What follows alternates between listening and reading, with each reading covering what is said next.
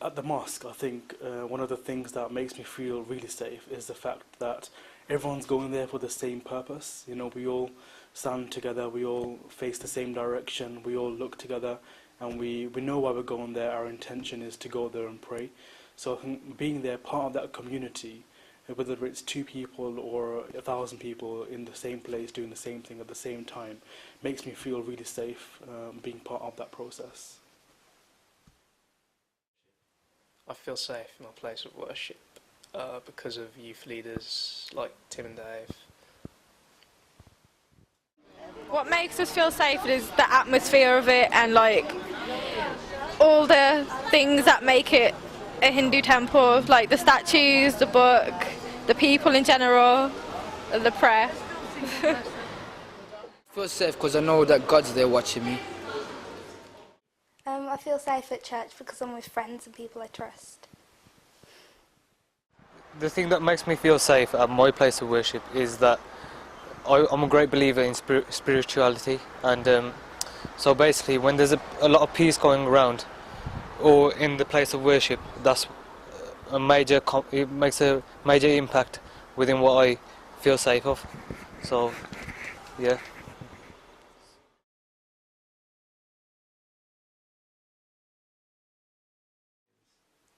I think traditionally, when it comes to listening to opinions, there's an age gap between the people who are elder and the young people. And I think that in any kind of religious establishment, you'll always get that. But it's about how we support those young people in terms of people listening to my views as well. There's always going to be that stigma attached to the elders wanting what they want and then the young people wanting what they want. But we need to come together and work together to really make that difference in our communities. People who listen to my opinions would be Dave, who is a youth leader, and some of the older guys like Chris and Tank. When it comes to opinions, it's mainly like your parents who take notice of it and like family members, but that's about it. There's no opinions to be made, I just go there, pray and I come back. People listen to my opinions because my dad preaches here and he does breakfast for the band. Yes, there's quite a few people within the Sikh temple that would listen to your opinions. For example, being the priest, they're like kind of placed in a high place. Like they're known as a high person, like with loads of knowledge, and everything they'll tell you is based within the religion. So they look at the scriptures, and well, they know the scriptures anyway. So they'll interpret them, and then they'll give you a valid answer to or reply to any of your concerns. So yeah.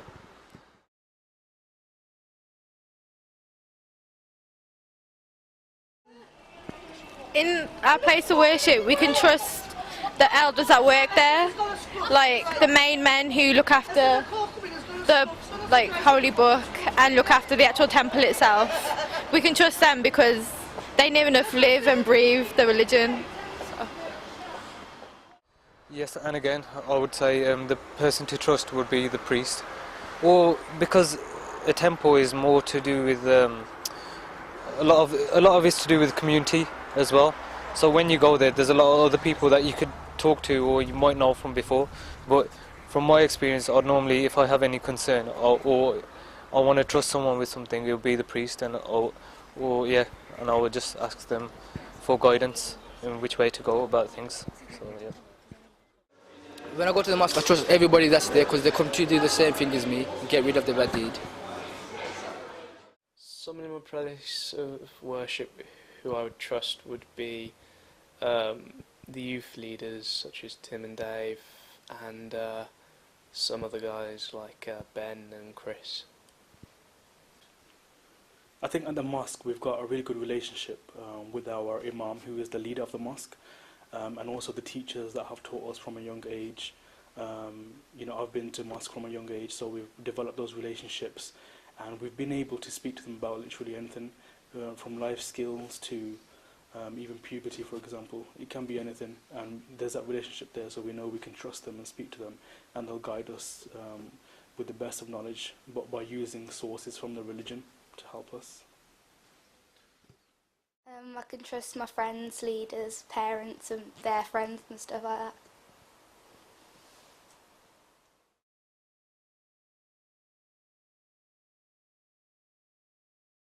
Because I do bad stuff and I want to get onto the good side rather than stay bad. And just want to get rid of all the bad deeds that I've done. I enjoy coming here because of all of the church youth groups, such as Storm and other youth clubs going on, and being there with my friends as well. The mosque is a great place, not only for praying and worshipping, but it's also a great tool to meet people. It's the centre of a community. Different communities can meet together at the same place. We're all equal in the eyes of God. We're all doing the same thing. We've all got those friendships. So it's not just about praying. You also get the benefit of it being a community centre, almost, where you can meet other young people and keep in touch with them. Brotherhood, sisterhood is really important, and in Islam it's one of the main things. It's one of the main centres of our lives. We go to the place of worship mostly if there's an occasion on or there's a special event throughout there. If not, it would be just you pray on certain days if we feel like down or something. Just get our spirits up, basically. I have friends that are more trustworthy than the friends I've already got at school. The reason I personally go to my place of worship is because in the Sikh religion there's a lot of stuff to do with selfless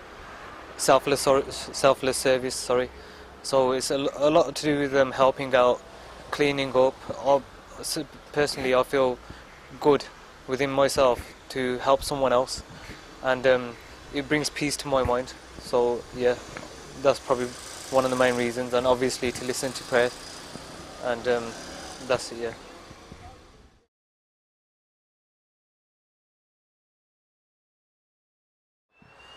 Yes, within the place of worship, your first instinct would be to phone 999, obviously call the police, and yeah, that's probably the thing to do.